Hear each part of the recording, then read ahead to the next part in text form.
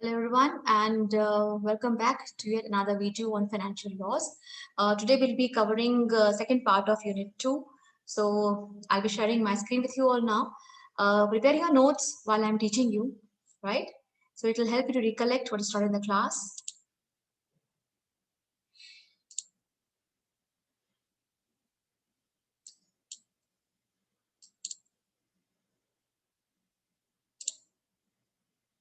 So let's understand debt restructuring process.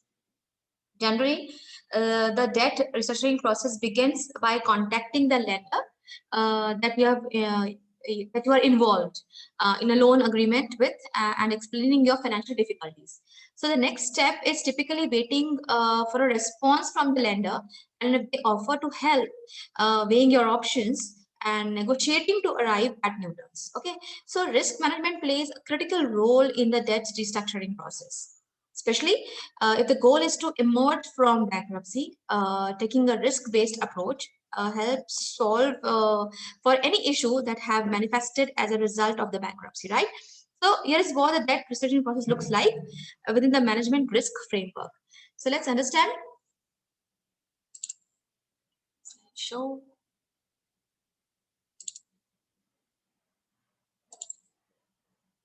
Okay. So the first process is debt restructuring process. Step one is to stabilize, right? The first thing is to stabilize.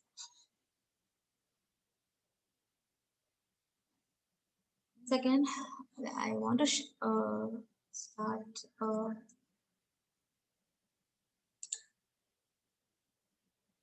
slideshow for you all so that there is good visibility of the screen. Okay, fine. So the first process is the first step in the process is to stabilize, right?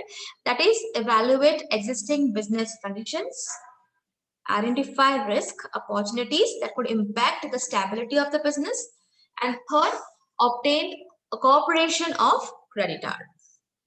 Second is rehabilitate, that is, define short, medium, and long term goals, assess key risk, identify mitigation strategies, develop a consensus on action plans, and mobilize risk owners. The third step is restructure. Now, in the third step, what is involved? First is develop risk governance structure. Second, monitor risk and mitigation results. Next, take necessary corrective action. Fourth, clearly communicate outcomes and progress. And last, engage the stakeholders. Now, debt restructuring typically involved one or more of the following approaches. What are the approaches? Number one, a covenant waiver and reset, a debt rescheduling, a new debt induction, a refinancing by new lenders, a breakup sale of non-core assets, a new equity injection or recapitalization, a debt for equity swap, and a transfer to a new company. So these are all the approaches for debt restructuring. No matter like the circumstances, change is inevitable. Now, how to handle change determines whether or not it results in success or failure, right? And the only way to safeguard your business from failure during a restructure is by taking a risk-based approach. So whether it's developing your internal strategy, aligning priorities and initiatives, or communicating honestly and effectively, right? Now let's understand what is corporate financial distress. Now, financial distress is a condition in which a company or individual cannot generate sufficient revenues or income, making it unable to meet or pay its financial obligations. So this is generally due to high fixed cost, a large degree of liquid assets, or revenues sensitive to economic downturns.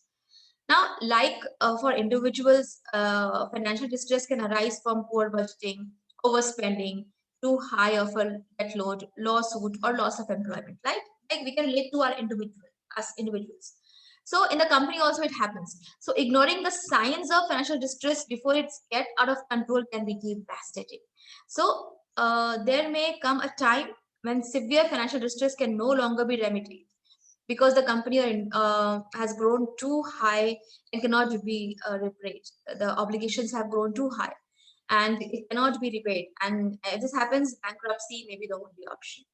So if a company experiences a period of time when it cannot pay its debts, bills, and other obligations by their due date, they are likely to experience financial distress. That is a signal, it is a sign. So, examples of firms' expenses that must be paid may include financing, paying interest on debts, most importantly, and opportunity cost of projects, and employees who aren't productive. So employees of a distressed firms usually have lower morale and high stress caused by the increased chance of bankruptcy, which could force them out of their jobs. So there are a lot of disadvantages and a lot of drawbacks and a lot of negative effect. So companies under financial distress may find it difficult to secure new financing as well. So they may also find the market value of the firm fall significantly as customers cut back on new orders, suppliers change their terms of delivery. So the problem starts pouring in. Now, looking at companies' financial statements can help investors and others determine its current and future financial growth. Like, for example, negative cash flows appearing in the company's cash flow statements is a one red flag of financial distress. Understand? So, this could be caused by a large disparity between cash payments and receivables. High interest payments or a drop in working capital can be the reason of negative cash flows, right? So, like this is a condition which has to be taken very, very seriously. Let me tell you the signs of financial distress. There are multiple warning signs that could indicate a company is experiencing financial distress or is about to in the near term. So, poor profits may point to a company that is financially unhealthy, and struggling to break even suggests a company that suggests a business that cannot sustain itself by generating internal funds and must instead raise capital externally.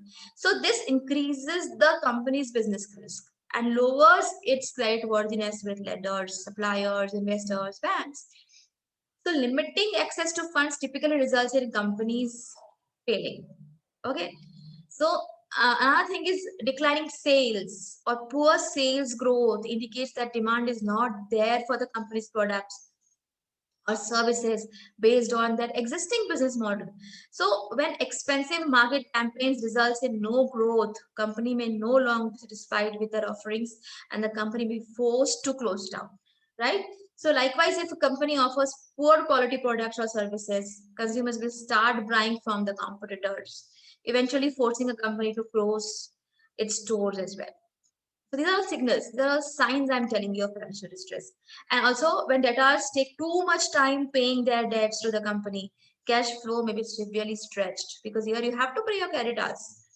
So the business or finance or into maybe unable to pay its own liabilities. The risk is especially enhanced when a company has just one or two major customers. Right now, how to second yes how to remedy what is the remedy of financial distress, how you can come out of it, right? So as difficulty as it may seem, there are some ways like to turn things around and remedy financial distress. One of the first thing many companies do is review their business plan, existing business plan. Now this should include both its operations and performance in the market, as well as setting up a target date to accomplish all its goals. The second way is another consideration is where to cut costs. This may include cutting staff or even cutting back on management incentives, which can often be costly to a business bottom line, of course. But that can be a choice to remedy financial distress. And last, some companies may consider restructuring their debts, as we have studied. So, under this process, companies that cannot meet their obligations can renegotiate their debts and change their repayment terms in order to improve their liquidity. By restructuring, they can continue operations. So these are three ways wherein you can remedy business distress, financial distress in a company, right? So this is all about corporate financial distress. Let's understand what is restructuring. Now, restructuring is an action taken by a company to significantly modify the financial and operational aspects of the company, usually when the business is facing financial pressures. What it exactly means. Restructuring is a type like of a corporate action taken that involves significantly modifying the debt operations or structure of a company as a way of limiting financial harm and improving the business. So when a company is having difficulties with making the payments on its debts, it will often consolidate and adjust the terms of the debt in the debt restructuring, creating a way to pay off bondholders. So a company can also restructure operations or structure by cutting costs, such as payroll, or reducing its size through sale of assets. These are all ways of restructuring. To understand restructuring, a company let me tell you, a company may restructure as a means of preparing for a sale, buyout, merger, change in overall goals, or transfer to a relative. The other way out. So there are numerous reasons why companies might restructure, including deteriorating financial fundamentals, poor earning performances, lack revenue from sales, excessive debt, and the company is no longer competitive. Too much competition exists in the industry. So, for example, a company might choose to restructure after it fails to successfully launch a new product or service, which then leaves it in a position which wherein cannot generate enough revenue to cover payrolls and its debt payments. So, as a result, depending on agreement by shareholders and creditors, the company may sell its assets, restructure its financial arrangements, issue equity to reduce debt, or file a bankruptcy as the business maintains operations. Right? Now, how does a restructure works? Right? When a company restructures internally, the operations, processes, departments, or ownership may change. Right? Enabling the business to become more integrated and profitable. So financial and legal advisors are often hired for negotiating restructuring plans. Parts of the company may be sold to investors, and a new CEO may be hired to implement to implement the changes. All right. So the result may include alterations in procedures, computer systems, networks, locations, legal issues, etc. Because positions may overlap, jobs may be eliminated, and employees laid off. So restructuring can be a painful process as the internal and external structure of a company is adjusted and jobs are cut. So, but once it is completed, restructuring should result in smoother and more economical, sound business operation. So after employees adjust to the new environment, the company can be in a better position for achieving its goals through greater efficiency in production. Right? But however, not all corporate restructuring are well, they end well. Sometimes a company may need to admit defeat and begin selling or liquidating assets to pay off its creditors before completely permanently closing. So it depends upon the situation. Let me tell you a few of the examples of restructuring. So below, I'll tell you two examples of corporate restructuring in which one involved a debt restructure through private equity and the other done by way of bankruptcy. So the first example is Savers Incorporation. In late March 2019, Savers Incorporation, the largest for-profit thrift store chain in the United States, reached a restructuring agreement that cut its debt load by 40% and saw it taken over by Eris Management Corporation and Crescent Capital Group LP Bloomberg report. Right? So the out-of-court restructuring, which was approved by the company's board of directors, including refinancing a $700 million first lien loan and lowering the retailer's interest cost. Another deal, the company's existing term loan holders debt paid in full, while senior note holders swapped their debt to equity. This was the example of debt restructure. The next example of a bankruptcy. In 2016 July, ARC Coal Incorporation completed a settlement with the official committee of unsecured creditors with some of its senior and secured lenders holding over 66% in its first lien term loan. So as part of the company's restructuring plan, ARC filed an amended plan of reorganization involving settlement and a related disclosure statement with the U.S. Bankruptcy Court for the Eastern District of Missouri. So after the approval of the disclosure statements, ARC plan to gain lender approval and request the bankruptcy court's information of the plan. So according to the timeline set in the global settlement agreement. So these are all the examples of restructure. So you might go for debt restructuring, you might go for bankruptcy. It's a choice of a company how it wants to go ahead, right? The next topic we're going to study here in today's video is bankruptcy. Now, bankruptcy is a legal proceeding involving a person or business that is unable to repay their outstanding debts. Very simple. So, the bankruptcy process begins with a petition filed by a debtor, which is most common, or on behalf of creditors, which is less common. All debtors' assets are measured and evaluated, and the assets may be used to repay a portion of outstanding debts. Let us understand the bankruptcy. So, bankruptcy offers an individual or business the chance to start fresh for forgiving debts that simply cannot be paid, while giving creditors a chance to obtain some measure of repayment based on the individual's or business assets available for liquidation. So, the ability to file for bankruptcy benefits the overall company by allowing people and companies a second chance to gain access to credit and by providing creditors the portion of debt repayment. So, upon successfully completion of bankruptcy proceedings, the debtor is relieved of the debt obligations that were incurred prior to filing for bankruptcy. So, bankruptcy is a legal proceeding carried out to allow individuals or business freedom from their debts while simultaneously providing creditors an opportunity for repayment. So, bankruptcy can allow for fresh start, but it will stay on your credit reports for a number of years and make it difficult to borrow in the future because your position in the market is now that you have it's not good. Your books of accounts don't look good, so you may find it hard to get loans, right? The last topic of today's video is Scheme for Sustainable Structuring of Stressed Asset. It is called S4A scheme. Now, several efforts were made by the RBI and the government to fight bad debts of banks. So, the Debt Recovery Tribunal, asset reconstruction companies are some of them. So, similarly, the strategic debt restructuring is an attempt to revive stalled projects by giving equity participation to banks in such projects. And converting the debt to equity is the main approach under SDR, as we have studied. So, a similar scheme was launched by RBI on 13 June 2016, named the Scheme for Sustainable Structuring of Stressed Assets, SA4, for addressing the large stressed assets of the corporate sector with bank. So the SA4 schemes aims at the deep financial restructuring of big debt projects by allowing lender, that is banks, to acquire equity of the stressed projects.